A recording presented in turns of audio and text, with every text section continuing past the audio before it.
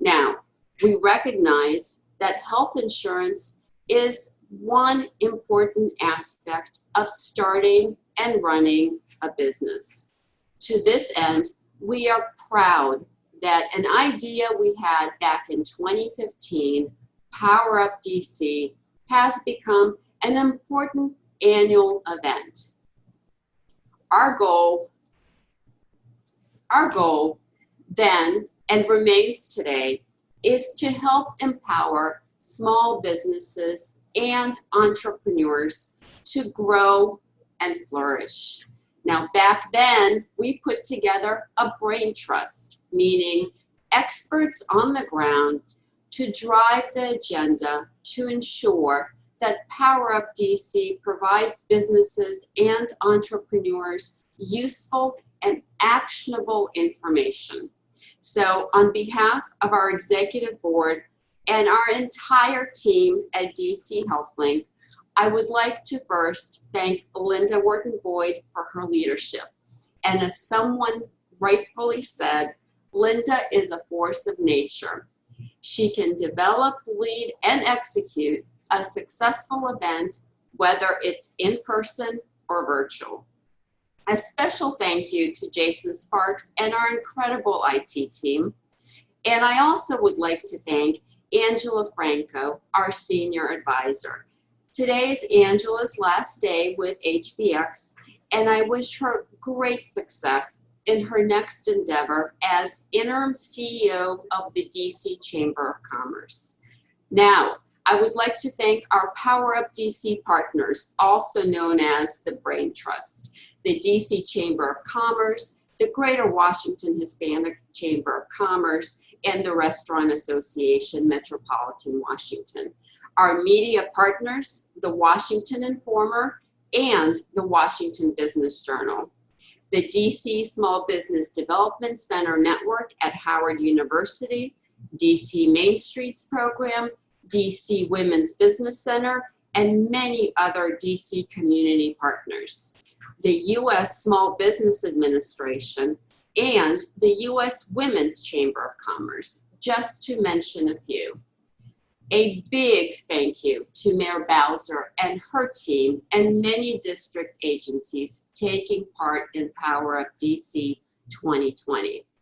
Now, we've had to close registration for this event once we reached more than 400 registrants, but we will record it and make this available on our websites. Now, I would like to introduce to you a very special guest, John Filchickio, the Interim Deputy Mayor for Planning and Economic Development. On July 2nd, 2019, Mayor Bowser announced John's appointment as the Interim Deputy Mayor for Planning and Economic Development. John has served as the Mayor's Chief of Staff since the start of her administration. He previously served as a Senior Vice President of DKC, a New York-based public relations firm, as a Regional Political Director for the Democratic National Committee during the re-election of President Obama, and as a longtime aide to former Mayor Adrian Fenty. For John's full bio, please visit dchealthlink.com/powerupdc2020. John, it's yours. Great, Neela. Thanks so much for that introduction and for convening us all today.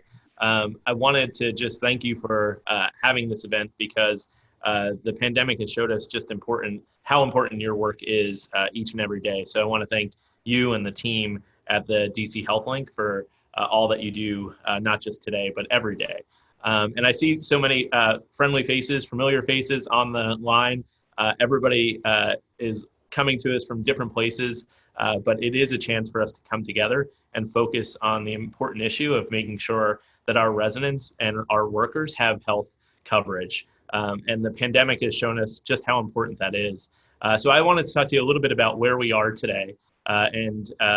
I'm just reminded that today is June 30th. And I got to tell you that June 2020 has been a heck of a year in and of itself. It feels like it's been so much with our work on whether it's the pandemic, the recovery efforts that are underway, the budget process that's also underway, and then of course the demonstrations which we have witnessed and also participated in as a government, and want to make sure that we just thank everybody for bearing with us with so much going on. But today I wanted to focus a little bit about where we are with the pandemic, particularly where we are with phase 2, which we started on Monday the 22nd. And so just to give you a sense of what phase 2 looks like, I know a lot of people on this convening have been participating in one way or another. And so you might know already that stores and restaurants are allowed to operate indoors during this phase. Gyms, tanning salons, tattoo parlors can reopen as long as they adhere to social distancing measures and infection control measures as well. Playgrounds and libraries are open. Houses of worship are allowed to have up to 100 people and operate at 50% of capacity, whichever is less. And so we've listed all the details about phase 2 on our website, coronavirus.dc.gov/phase2, 2 spelled out. So again, coronavirus.dc.gov/phase2. In addition to that, we've also worked with our partners at the bids and main streets in order to have a startup supply of PPE and disinfectant for our small businesses. So that was something that we launched in May, late May, in order to get ready for phase 1. And we look to continue that while we still have the supplies. The mayor has been really focused on making sure that we build up our local supply of face masks, of disinfectants, of cleaning supplies as well, and hand sanitizer, of course, to make sure that we have enough for our health workers, that we have enough to operate the government, and then enough to support small businesses when we can. And so we want to look to keep that up. And so I know there's going to be a lot of challenges that we have ahead, but what we're really impressed by is the resilience of our small businesses. They're the backbone of the District of Columbia. I see my colleague and friend, Keith Sellers, on, who will tell you that we've spent many years trying to attract all the businesses and private employers that we have in the district. That effort has been really kind of shaken a bit by this pandemic, but we're in addition to being the District of Champions, we're going to show everybody that we're the District of Comebacks. And so that comeback is collective, but it also is for each and every one of the people on this call. I know that we'll come back better because of our resilience, and our fundamentals are strong, and we know that we'll be able to be better situated than most jurisdictions in the country to really be ready for that. But we're not out of the woods yet. We see in other places that the pandemic is not eradicated. We flatten the curve, but it's still with us. And so really we just ask that you all continue to be good stewards of the public, whether that's your workers, whether that's your customers, whether that is just the residents that you live next to. And the way you can do that is just following those simple tips. Today, the mayor is going to have a press conference to talk about how wearing a mask and washing your hands are still the fundamentals of keeping us all safe. So let's make sure we do that. And then on the business side, we'll be having a town hall today at 4 p.m. In order to talk a little bit about our shared work program that the Department of Employment Services runs, as well as 2 programs that are 2 initiatives that are going to be taking effect tomorrow. One is the increase in the minimum wage to $15 an hour, something that we set out on the path a couple of years ago. Tomorrow is when we'll achieve it. And then also paid family leave is another element that we'll be talking about on our 4 p.m. Town hall. So look for that. Mila, I just want to thank you again for all the work. Thank you to the DC Health Exchange and all the partners on the call for sticking with us. As the mayor says, we're all in this together and we'll all get through it together. So Mila, thanks again for your time today, and thanks for having me. Thank you so much, John. And I think you made some news with a preview of what the mayor's going to discuss at her press event. So thank you for making news this morning with us. Appreciate that. Absolutely. Thanks so much for having me. Thank you. So in the interest of time, I will introduce the next two speakers now, and I won't say too much about them. So I encourage you to go to our website, dchealthlink.com/PowerUpDC2020 to read their full bios.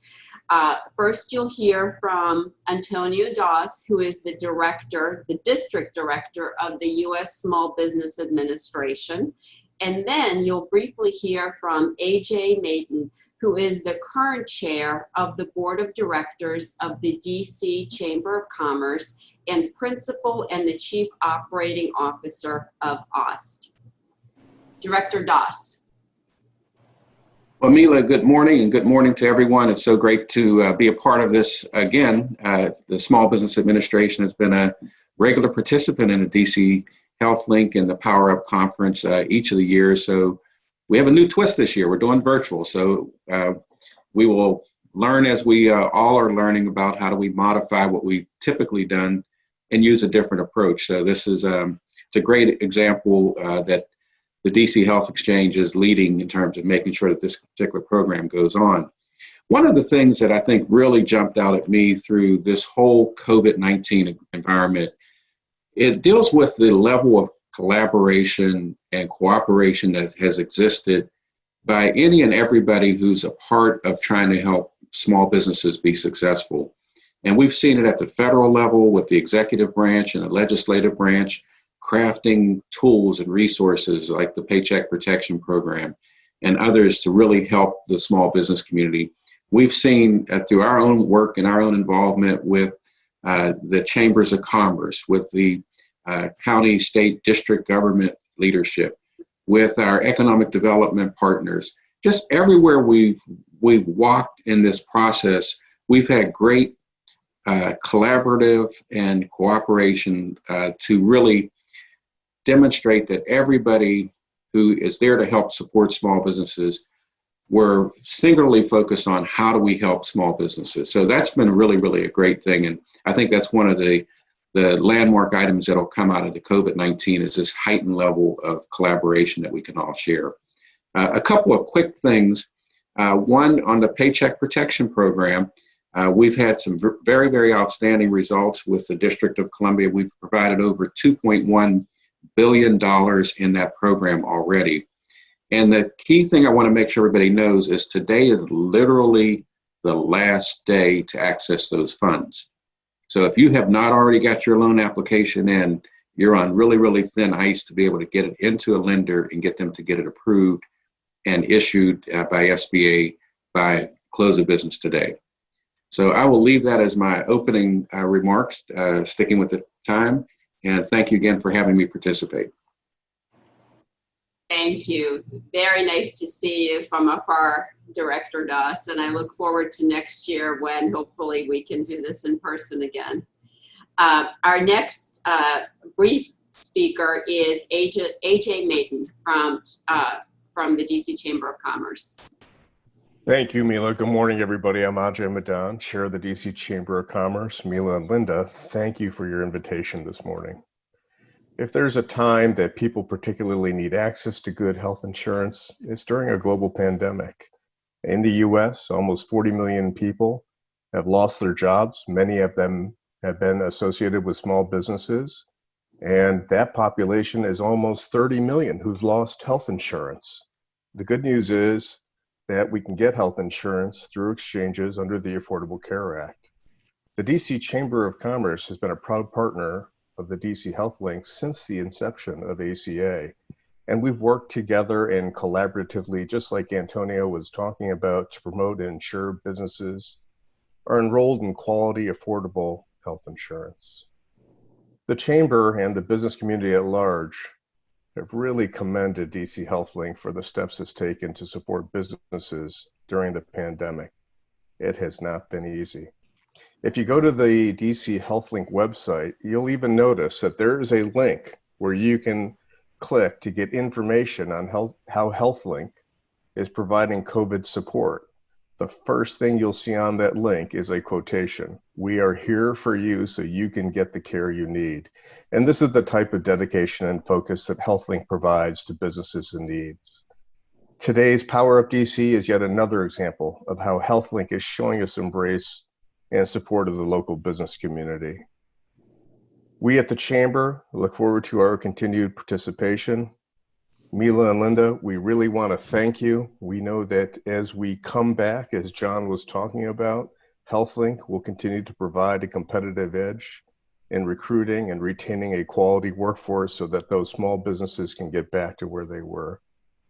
Thank you for your invitation and your time this morning. Thank you so much for your partnership over these years. Now, it is my privilege to introduce to you our next speaker, Rosie Allen Herring, President and Chief Executive Officer of the United Way of the National Capital Area. Ms. Allen Herring is a national expert on public-private partnerships, philanthropy, and business strategy. She currently serves as the President and Chief Executive Officer of the United Way of the National Capital Area. She's recognized as a thought leader who demonstrates the ability to convene public-private entities, to leverage talent and resources, and create collective impact in communities across the region and beyond. She has more than 25 years of experience in the area of corporate finance, strategic leadership, public and private partnerships, corporate philanthropy, and community investment. Without further ado, please, Rosie, the mic is yours. Thank you so much to Linda Warden Board. You, Mila, and Linda, and coupled with Angela Franco, I think you all are a trifecta for this region. And so thank you to everyone who has chosen to give their time today. I will be before you very briefly, and it really is to just share where we have great opportunity in terms of being able to look at not only this new era. I love the title, New Era, Resilience and Opportunity, because for every challenge there is an opportunity. And I think that you have, in the panelists that you're going to hear from today, I really employ all of your visitors and all of the attendees to take advantage of this moment and bring your voice to this work as well, because there are multiple perspectives. And I also want you to understand that the economy is contingent on all of our voices being at the collective table. And so as I think about where we are, I think there's no secret to anyone that we are in unprecedented times. We are in a historic time. And this is an opportunity for us to think about not only all of the challenges that are there. The challenges, of course, have ranged from health, from seeing our neighbors, get sick, some pass away. We're looking at our frontline workers who are doing their best to be able to serve those who are in need, to looking at education, non-traditional in terms of when we think about business, but thinking about how we're educating our children. And let's think about what the effect will be for them. One of the things that I know we don't talk about very much is, in terms of health, trauma-informed care. This has been a significant episode for everyone. The pandemic has spared no one, whether you've been directly impacted by it or indirectly impacted by it. Everyone has been impacted by it. And so as we think about health in the future, let's make certain that we take into account trauma-informed care will be a lot of the mental services that we need. And when we think about our children, by the time they get back into the classroom with formalized instruction, it could be anywhere from 6 to 9 months that they've been without that formal instruction. And I don't know about you, but if you have small children, and we all know that they tend to lose and have that brain drain during the summer, certainly now with them having been out of the classroom, we have a significant challenge ahead of us. And finally, let's look at the economic impact of this. As Linda and I were talking about, thinking about all of the efforts that are there and all of the needs that are there, for many of you as small business owners, you are the engine that ensures that our economies keep going. And as a recovering economist, I totally understand all of the demographics and all of the data points that help us understand where we need to go. So as we think about our gross domestic product, as we think about all of the economic indicators that tell us that we're doing well or not, as we think about many of our small business owners being the engines for our communities when it comes to workplace and thinking about all of their employees, whether they can bring them back or not, whether or not they can continue to survive or not. Think about all of the resources that are available to us and whether or not we can take advantage of them. I want to just acknowledge Director Doss and what they're doing at the SBA, especially when it came to the Paycheck Protection Program.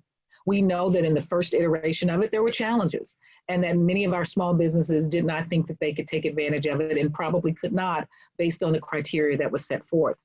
But the ability to come back and revise and renew says that then at least they listened, and that there was an opportunity for many of our small businesses who do most of our hiring and where most of our employees basically work, had that opportunity to do so.